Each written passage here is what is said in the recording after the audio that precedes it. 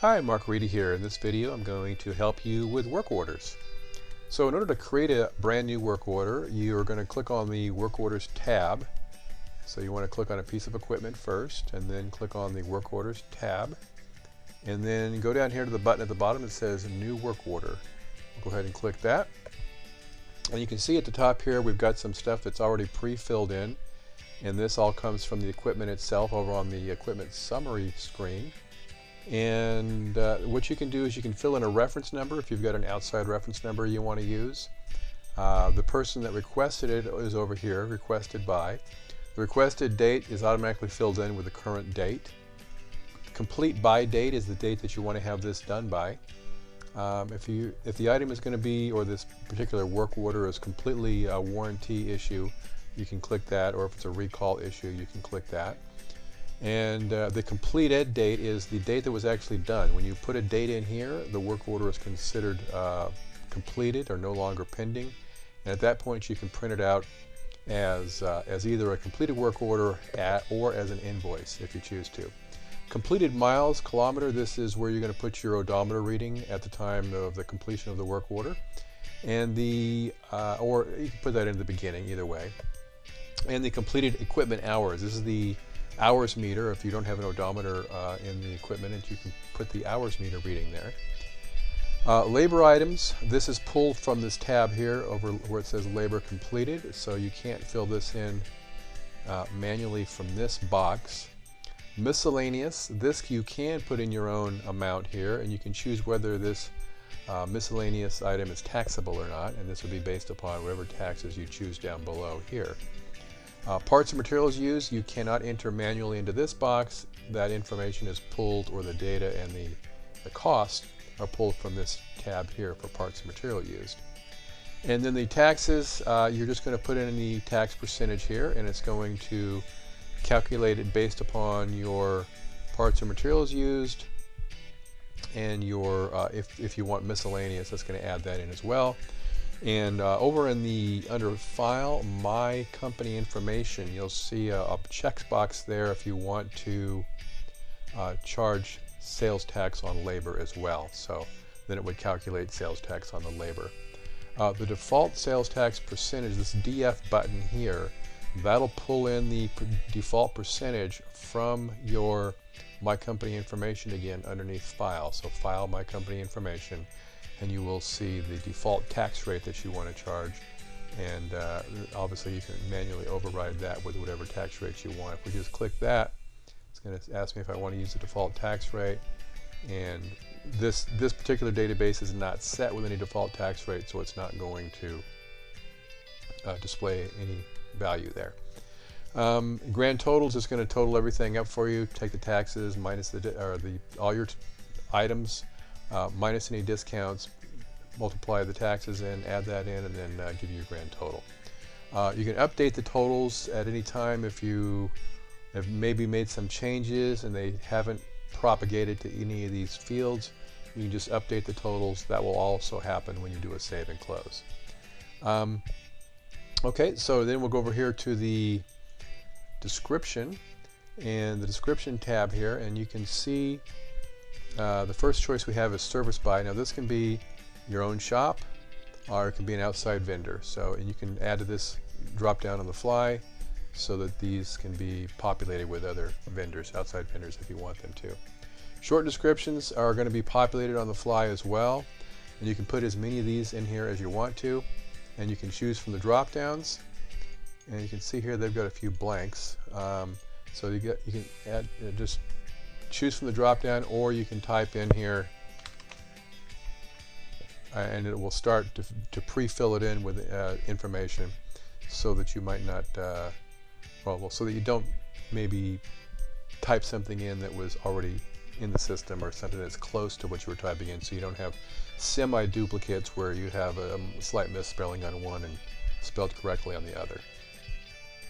So we can choose that. You can, like I said, you can put as many short descriptions as you want there. The detailed description, you can put in up to 65,000 characters in this field, and just be as detailed, as much detail or as little detail as you want there. And then we're going to go up to the labor completed, and you click the tab first, and then you click this big button here that says click here to add labor to this work order. Click that, and units is basically how many hours of time we're on this particular labor item, so we'll just say 1 there. This rate here is the default labor rate, and that also can be set underneath File My Company Information. And this is going to be the default labor rate for anybody, and you can override that and put whatever amount you want in there for each labor item if you need to. And then you can have performed by employee, or if you have performed by vendor. Vendor is basically going to be the service by on the description tab. So we'll just change that to employee, and we'll choose an employee here, and then the description, you can put in the description, and you can add to this list on the fly just by typing into this field. You need to have, if you've chosen an employee, you need to choose a actual employee that did the labor item. You can't leave that blank, and you always need to have a description as well. Notes are optional, and then the repair code, you don't have to put this in, but this will help you to categorize your repairs, so you can have multiple repair types within one work order. So maybe you've done tires, and maybe you've also done brakes, so that you can split out the costs and see where you're spending your money overall for your entire fleet. So we'll just say chassis here, for example, and then we'll just do an add labor to work order. You can see it gets added to the list up here, and then I can choose that, and it pre-fills it back in again. If I just click add to work order, then we're going to have an empty fields here, and then you can start with another labor item that you can want to add. Once you've finished adding all the labor items to a work order, you just do a save and close, and then you can see here underneath the labor completed tab that we have whatever the labor items were for this particular work order, and we can see that the costs got updated over here as far as the labor. Next we have parts and materials used, and you can click that tab and then click the button here that says click here to add parts or materials to this work order. So we'll go ahead and click that, and here you can double click in this drop down list to bring up the actual parts inventory screen. So I'll do that. I'll click that. Now we can see the parts inventory screen, and then so maybe you wanted to add something or alter something before you selected it from the drop down, so you can do that here, and then you can close that, and then you can select from the drop down, and in the drop down you also have over here, you have bin location and bin number, and if that information has been added, let's just go ahead and do that real quick. So we will look at what this 010010, this one right here, we'll give that a bin number or bin location.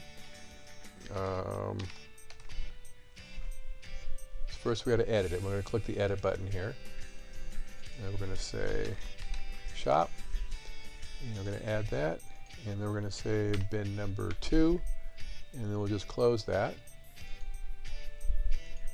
And then we're going to look at this one here. We'll scroll off to the right. You can see shop and bin number 2. So the location and the bin number. I'm going to choose that one. And you can see that it put that bin location and bin number down here in the notes. All right. It also brought in your cost per unit. And I'm going to have, you got to enter a quantity here. So I'm going to say, you can also see the quantity on hand. So there's 50 on hand right now. So I'm going to go ahead and put 5 on there. And then I'm going to click deduct from inventory. And you can see here that now we have the quantity on hand before was 50. Quantity on hand after is now 45. You can mark it as a warranty item if you want to, just for informational purposes. And the same thing is like on the labor, you can choose a repair code to assign to this particular part item. And I'm going to click add part to work order. You can see it gets added to the list, and then I can choose it if I need to edit it or make any changes. And then if I needed to make a change to the quantity or the part number for this one, then I would uncheck the deduct from inventory like that. And you can see here it's got my quantity on hand back at 50 because I'm no longer deducting it from inventory. And so if I change this to 6 instead of 5, you can see here now my quantity on hand is down to 44. So now I can just do a save and close, or add part to work order, continue adding parts to the work order until I've gotten all the parts I needed for this particular work order. Now we're going to click on save and close, and we can see it's added to the work order here. And one thing we can do is, if you want to, you can click here to add these parts to the parts for this equipment tab for this equipment. So that is this tab right here above the work orders and to the right here. It says parts for this equipment. That can be, if you want it to be, it can be an ongoing list of every part ever installed, or if you have a commonly used parts list that you want to keep just so you can have quick access to on that tab, then for example, if all the parts in this list were commonly used, you could click that and it would add all the parts in this list to that parts for this equipment tab over here. It's not necessary for you to have them in both places, because you're going to be able to run reports on all the parts in work orders anyways. All right, so so that's it for the parts, and then we're going to take a look at the attachments. And when you have attachments, you can basically give it a description of the attachment, and I mean, this could be a picture, it could be you know, a picture of of damage or something, or anything like that, or maybe a parts invoice or something like that, whatever you want it to be. And then you just can double click in this field here where it says attachment file, or you can click on the attach new file button down here. So I'm just going to double click here, and that'll open up. And so now I'm going to go and see if we have anything I can attach to this that it really doesn't matter what kind of file it is, but let me just find something that, here, I got an idea. Let's do this.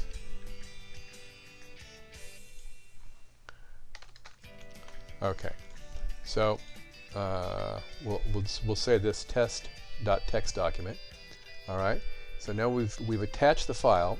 And keep in mind that these attachments are going to be, if you are in a network location, the attachment should be in a central location that everybody has access to, the same path to that file. Because if it's on your C drive, like you see here, it's going to be on your C drive, not on somebody else's C drive. So if they try to open it, they're not going to be able to open it because it's on your C drive and not theirs. So if you put it on like a T drive or whatever common drive or folder you have on a network, keep your shared attachments on that location and then link to them, and then everybody will be able to access them. So in order to look at a file, as long as you have that particular program that can read that file or open that file on your computer, you're going to click on this little magnifying glass icon here, and you can see that brings up the document. All right, I'll just go ahead and make a change to that. Save that. We'll click it again. You can see it opens up the document. So as long as you have that particular program on your computer, for example, if it's an image, if it's a PDF file, if you have Adobe Acrobat to open up PDF files, then this little button here will open it up in Adobe Acrobat so that you can look at the document and then print it out or do whatever you want with it. Okay, and now so let's go to the final thing here. Is we'll go ahead and I'm going to show you the print preview while the work order is pending. We'll click on that. You can see it says work order pending, and we can see some information down here like notes.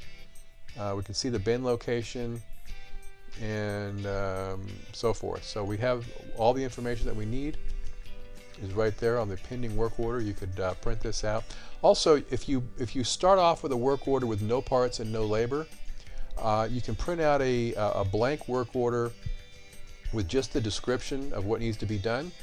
And if you leave the labor and parts out of it, you're just going to have lines here, a number of lines that the mechanic or the technician can fill in order to populate that with the information it needs to be populated with, and then given to somebody else to actually enter the data. All right, so there's that. And then to make this a completed work order, I'm just going to double click on this completed date, and that'll put in today's date right here. And now I'm going to click on print again. You can see we get this pop-up that asks me if I want to print it as a work order.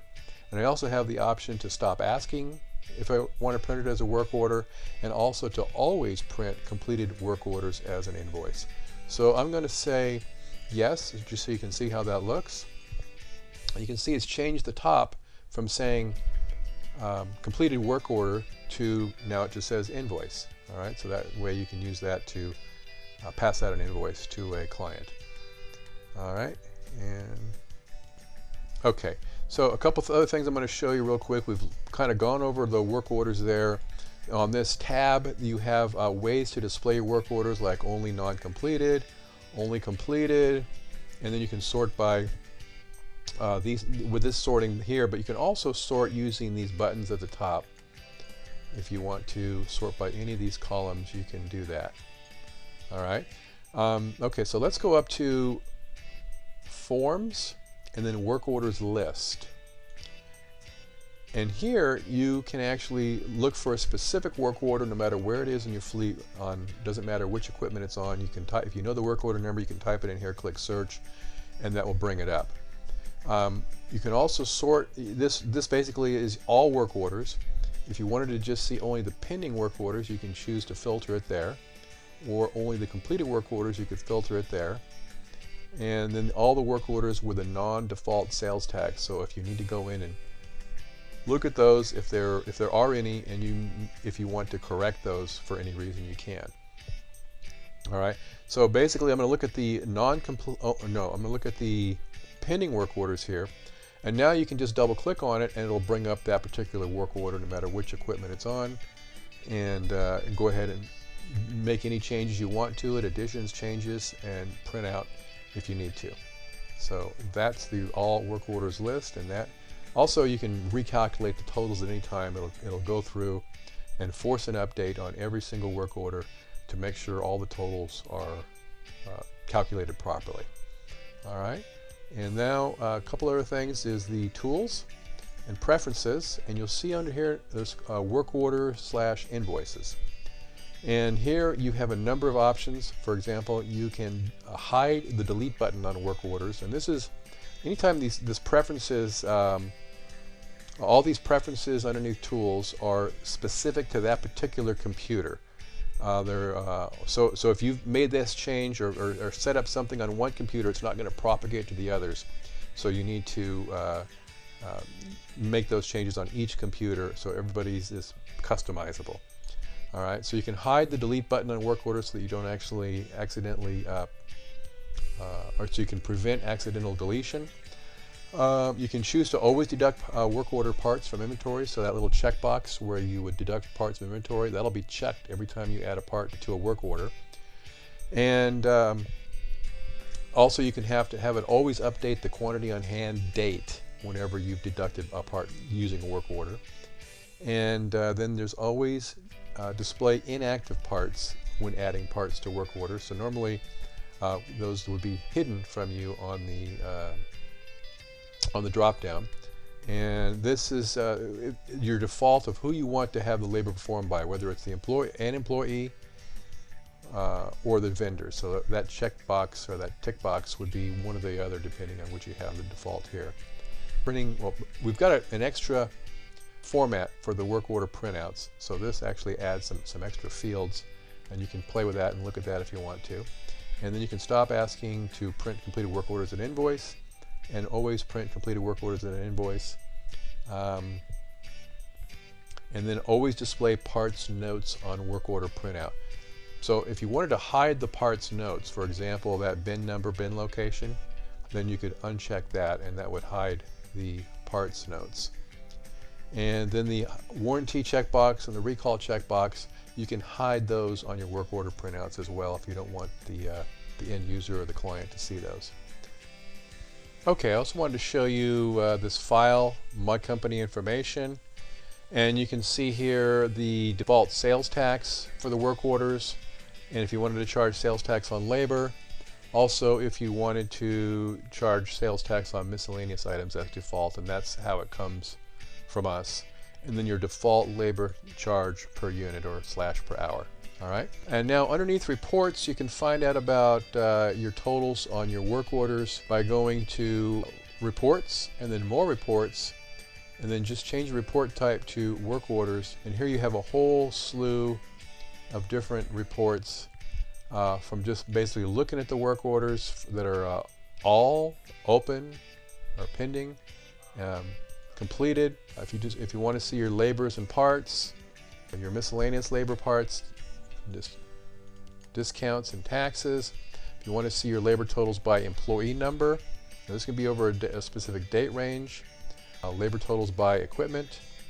You can see just a list of your work orders, and you can see your costs by repair code and so forth. So you have a large number of reports that you can bring up and see your totals for your work orders there. All right, so I'm going to close that. There's another place where you can see some of your total information for work orders, and that's underneath reports, all equipment reports, and underneath the cost per mile per hour report, this one here. You can choose to look at specific equipment, and then if you choose work orders, and you can choose other parts of the program to bring up and to get all your totals for any date range.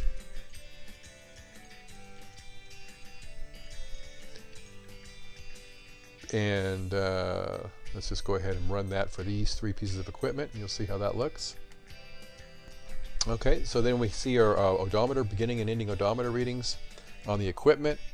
We can see the total cost for our work orders here, and then our work order parts, work order labor, and so forth for each of those 3 pieces of equipment. And then we have our grand totals down here, and then our cost per mile is shown to us for each piece of equipment, and our overall cost per mile for all the equipment in this particular report that we see combined. And then we also have the underneath reports, all equipment reports. There's the repair codes cost per mile report, and here you can choose any or all of the different repair codes and see how much each of those is costing you per mile. So let's just go ahead and bring that up, and I'll select them all, and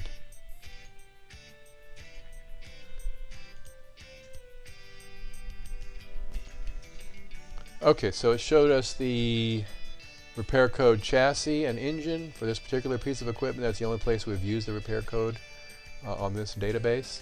And the repair code, total repair code cost. So you can see the total cost for each of those repair codes and the total repair code cost for this equipment. And now if we had an odometer reading, this is a chassis, so there's no odometer or hours meter reading, it would let us know the cost per mile or the cost per hour if it was based on an hours meter. And you'll also see some of that same information on the unit information report with all equipment data at the end of it. It's going to show you your cost per mile, and it's going to give you those work order totals.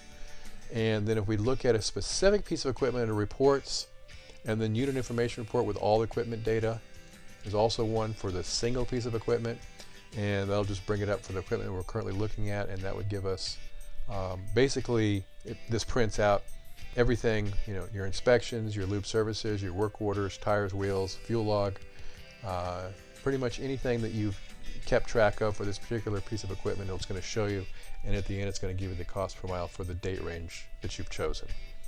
All right, that's it for this video. Hopefully that's been helpful. Sorry it went a little bit long, and thanks for watching. Have a good one. Take care.